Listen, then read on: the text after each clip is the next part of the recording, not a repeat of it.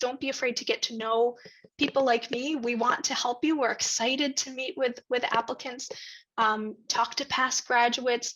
There are plenty of resources that are there. Do you ever have so many questions and no one to ask, so they're just wasting away on Google searches you'll forget about in an hour or so? We had that same problem, and that's why we created the RD2B podcast, a resource for dietetic and nutrition students looking for answers that their peers don't have. We are students Macy and Emily and registered dietitian Carl Barnes. We engage in conversations and learn from RDs. Join us weekly as we gain insight into the unique journeys of registered dietitians all over the country.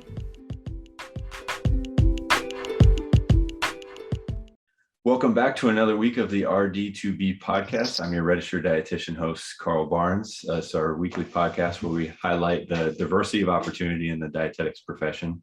And right now we're actually currently highlighting not just the opportunities in the profession, but specifically dietetic internships. So super excited to be sitting with Jenica Abram here today. She's the Associate Director of Brigham and Women's Dietetic Internship. So we're super excited to have you here. Thank you for taking the time, and I'll let you take it away. Hi, I'm Emily, your RDB from University of Maryland College Park. So Jenica, how did you acquire the title of Associate Director of Dietetic Internships at Brigham and Women's Hospital? Yeah, great question. So I've been with Brigham and Women's for about 5 years now. I was not with the hospital system before starting that position. My career path is a little bit long and winding, but long story short, I was living abroad in Switzerland for a number of years, then moved back to the States. I was new to the Boston area, and I was working remotely for the Academy of Nutrition and Dietetics, where I still work today, and was really looking for an opportunity to get involved in the nutrition community, have some more person-to-person interaction since I was new to town. And I thought, ooh, I never thought of myself as working with a dietetic internship program, but I had such a terrific experience as an intern myself. I thought, this could be a really good fit. And I applied to the job, and it has been a really good fit. I've really enjoyed my 5 years there at the hospital working with interns. Great. So would you mind going into a little bit of the history of your program? Sure. So our program has been around for a while, over 100 years. So we have a long history of training dietetic interns. There's a drawer in my office at the hospital where we actually have some original handwritten applications of some of our first few interns, which I think is a really cool history. Of course, our program has grown and evolved over time. But I think we do really have a strong history of training dietitians. Our dietitians at Brigham and Women's have order writing privileges, and they have for some time. And I think that's something that really sets our program apart and really highlights the status and importance of nutrition at a hospital like the Brigham. Awesome. So what's the main focus of the Brigham and Women's Dietetic Internship? So we do have a clinical focus. If I were to narrow that down further, I would say nutrition support is probably one of the strongest points of our program, given our order writing privileges that we do have. I would say a secondary focus would probably be research as well. We have 2 research rotations that are part of our program. I think if you were to listen to our dietitians, you would get that as well. They are just astounding people to me. As someone who hasn't practiced in clinical nutrition for some time, their knowledge base is incredible. They can call up research. They verbally cite research when talking about the care of patients, when talking about care of patients to fellow providers, when educating interns as well. And I think their command not only of the research, but how that research is applied to patient care and practice is something that really impresses me, and I think something that is passed along to our interns as well. That's phenomenal. So for people who don't really understand what writing order privilege is, would you mind talking about that a little bit? Sure. Yeah, that's a really great question. So that means if a patient is a good candidate for nutrition support, let's say a patient, an RD feels like TPN is really going to be a good course for that patient. That means the RDA would be the person who would actually write the order for that TPN prescription. Of course, in a healthcare setting, everything is teamwork, everything is multidisciplinary.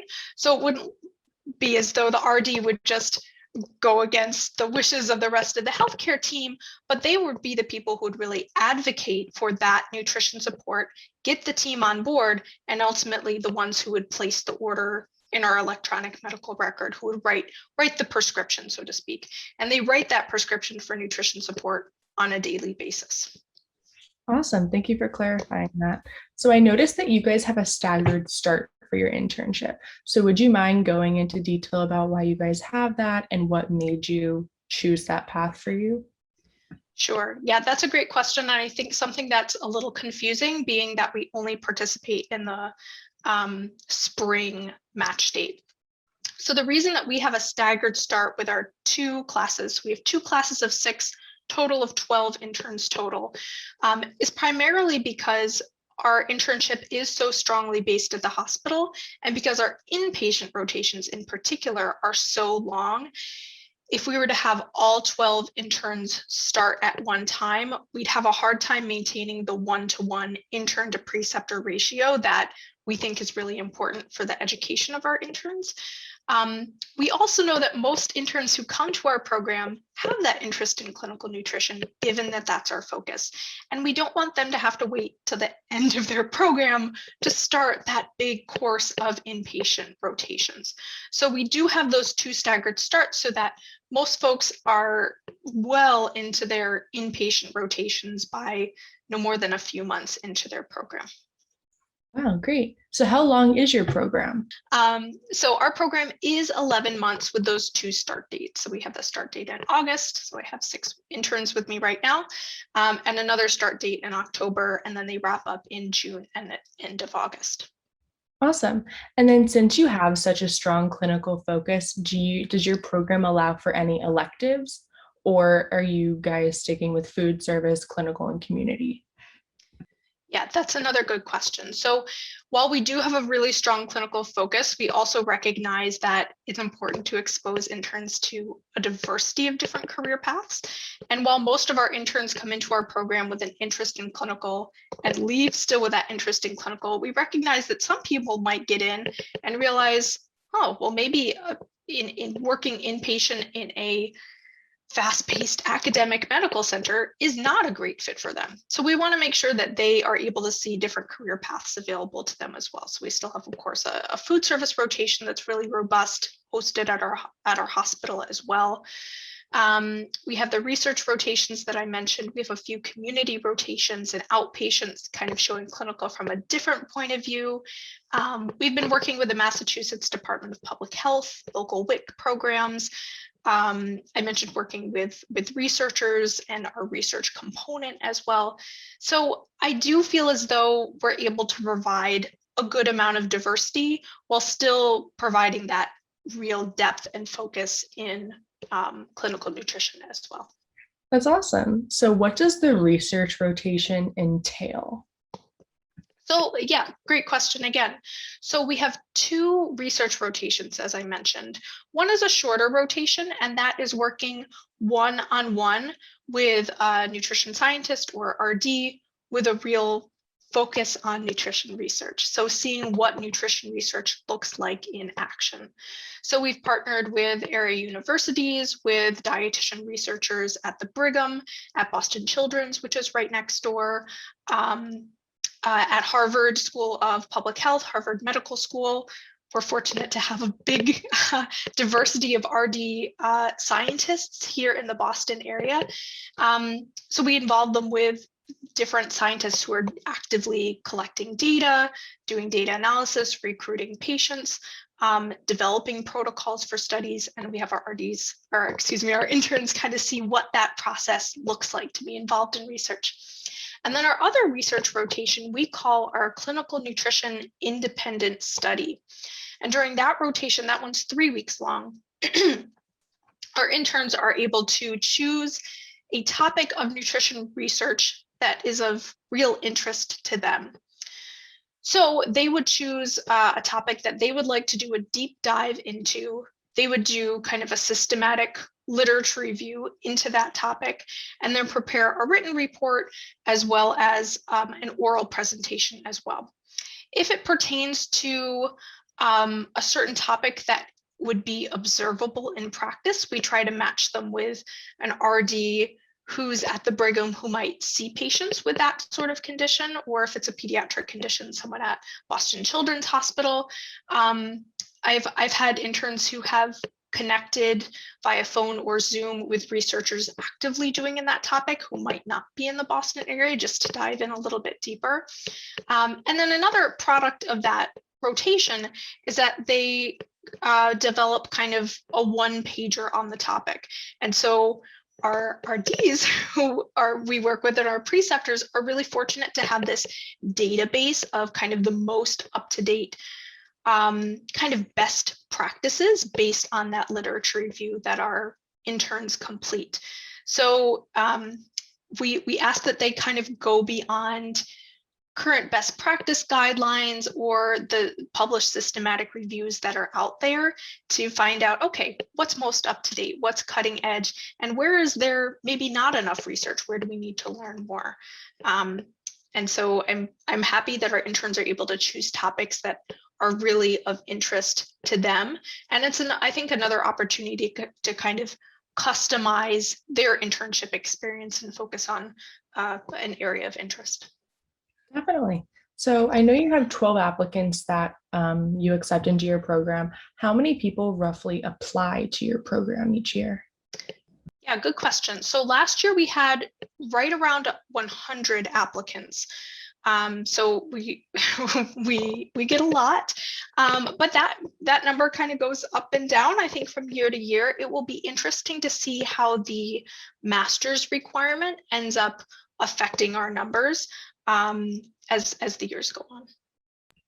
I know that you guys don't have a master's. Are you guys looking to incorporate a master's, or is that not talked about yet, or where are you guys standing?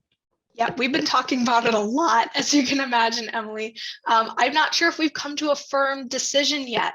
I think, again, in the Boston area, we're really lucky to be surrounded by a wealth of universities that already offer, I think, really great master's programs. And our sister hospital, Mass General, I'm not sure if you're talking to Pat at all in your interviews, but Mass General also has their Institute of Health Professions. And they've been kind of batting around the idea of, hey, should we offer a master's in nutritional science, which would be, I think, really cool if they did. Currently, they offer programs in other allied health like PT and OT, SLP, speech language pathology. So it might be a really natural fit for them.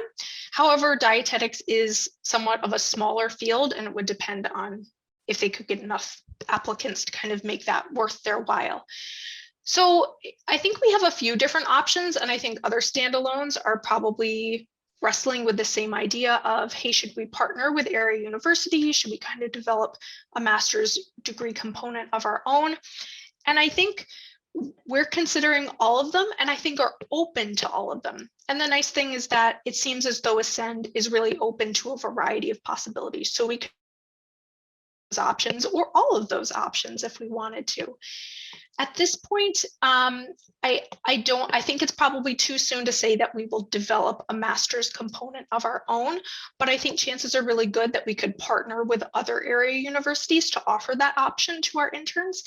And then, of course, because we have the benefit of that standalone program, still offer our program as is to those who already have masters, so that they don't have to go out and spend that tuition money to get a secondary degree. Most definitely. So since your program is a little bit more selective with having pretty much, if you base it off of 100, a 12% match rate, how do you guys offer an interview process for your candidates? Yes, we do. That's something that we started 2 years ago. And if you go back 2 years from the time of this interview, if you're looking at the timestamp, yes, that is March 2020.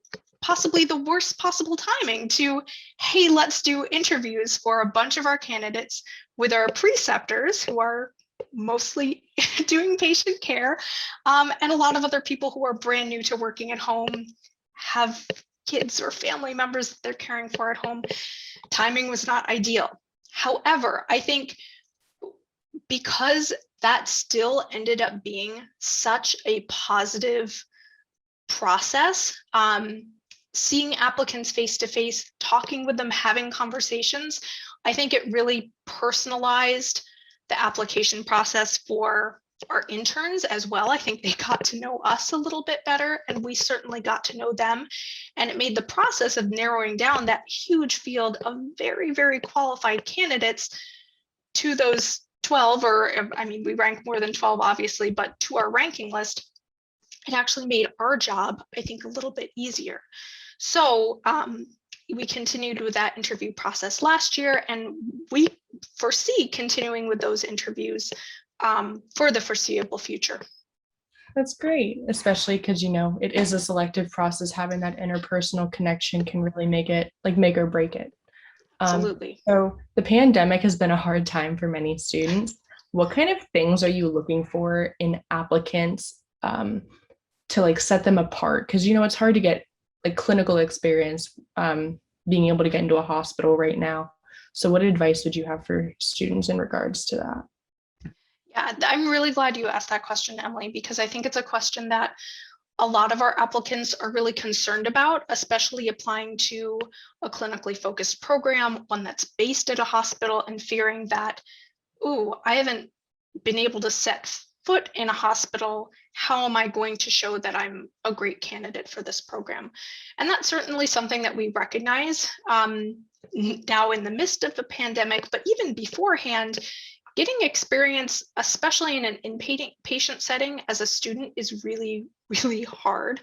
Many hospitals that might be willing to offer that sort of experience already have interns, aren't really able to take on additional students or observers during that time.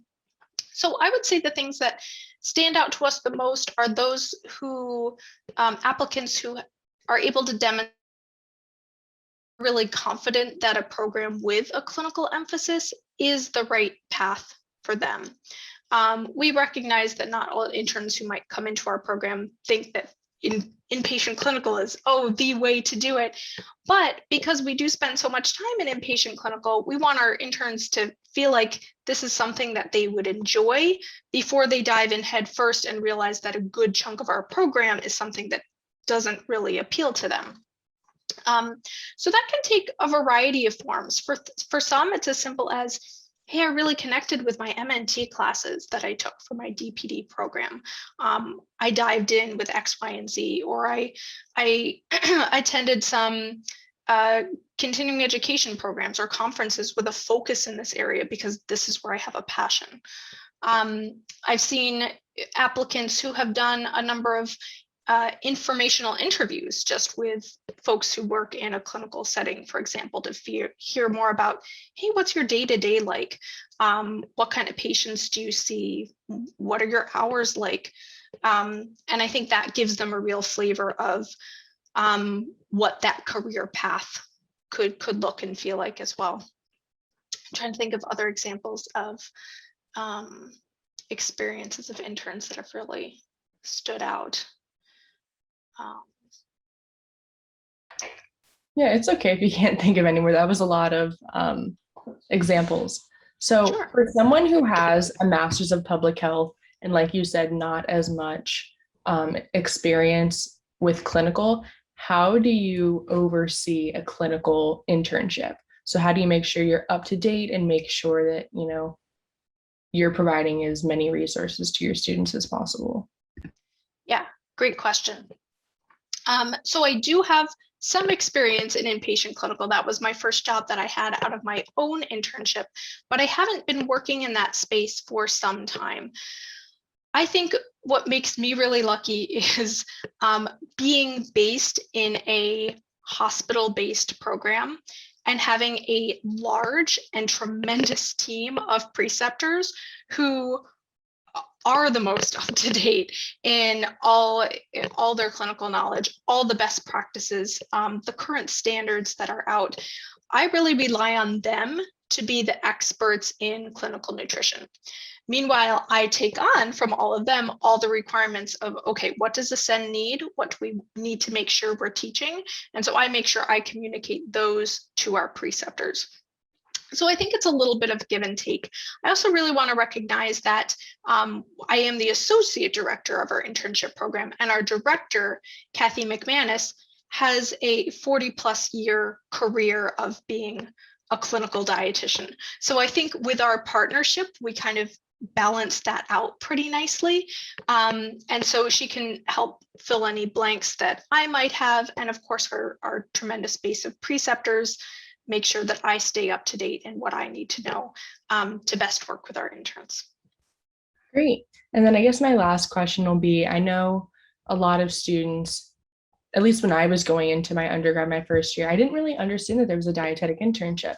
And then learning now that we have a master's requirement, that we're going to have a master's requirement. So what kind of financial advice do you have for students who are worried about these two requirements financially? Yeah, really good question. And I think I was in your exact same shoes, Emily. When I was doing my own training, I didn't even realize that being a dietitian was a career path that could be an option for me. I just thought, hey, I like nutrition. I'm good at science. This is something I enjoy, and dove headfirst into that, as maybe many 18-year-olds do when they go into programs, not necessarily thinking about career so much as, hey, what do I want to learn about? What sounds really fun and interesting? And I feel really lucky to have found a career that combines those passions and allows me to make money doing it.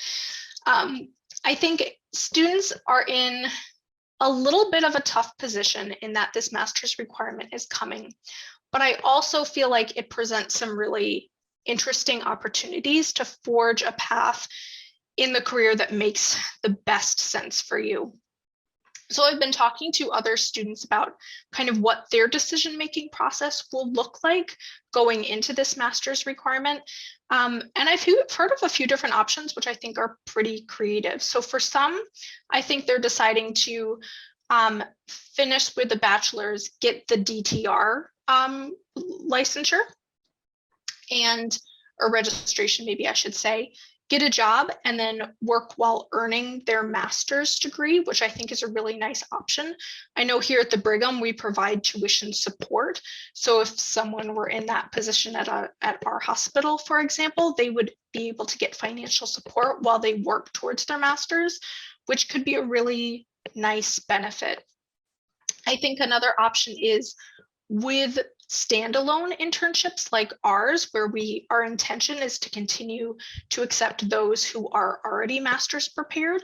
And for those who are career changers, especially who might already have a master's degree, oftentimes standalone internships can be less expensive than those that are affiliated with universities because you don't have additional fees that might be associated where you're not paying per credit. So I think that can be another nice pathway as well. And I think there are more and more internship programs I'm seeing that are beginning to offer part-time options, which I think can be really nice for those who need to spend more time working while they continue to work towards that RD credential and earn money while they do their supervised practice experience. So I think there are going to be more and more options available. Really excited about the future education model tracks that will kind of combine everything into one package and make it that much easier for students to become RDs, because I think we're only going to see growing demand, and I hope that leads to greater diversity and greater inclusion for our profession. That was great advice. Thank you so much. And then I guess my final question, I know I said that, but what advice do you have for students in general that are going to be getting ready for this spring match? Easier said than done, but don't panic. I feel like I give this advice at each of the virtual open houses that I do, where even in a virtual setting, I feel like the tension is almost palpable. It was more so when we're all sitting in a room together in person. But I do think that for those that want to be RDs, it can feel like an uphill climb, and I wish that weren't the case. But I do also feel as though that for those that want to be RDs, even for those that don't match the first time, we've had second time applicants who have ended up matching to our program. There are other options to kind of gain that supervised practice. And I always think that for those who are really committed to becoming RDs, you will find RD. I try to present myself and our program as unintimidating as possible, and yet I know that by virtue of the match, it feels intimidating. Don't be afraid to get to know people like me. We want to help you. We're excited to meet with applicants, talk to past graduates. There are plenty of resources that are there, and if you will find a way to, where there's a will, there's a way. Great. Thank you so much. I appreciate, you taking time out to talk to us today. I'm sure your program is getting very busy as, students start. So I appreciate it. Of course, you're very welcome. I think that's some super solid advice, and I really appreciate you sharing all that information. And I think that's helpful for future applicants and this current batch of applicants.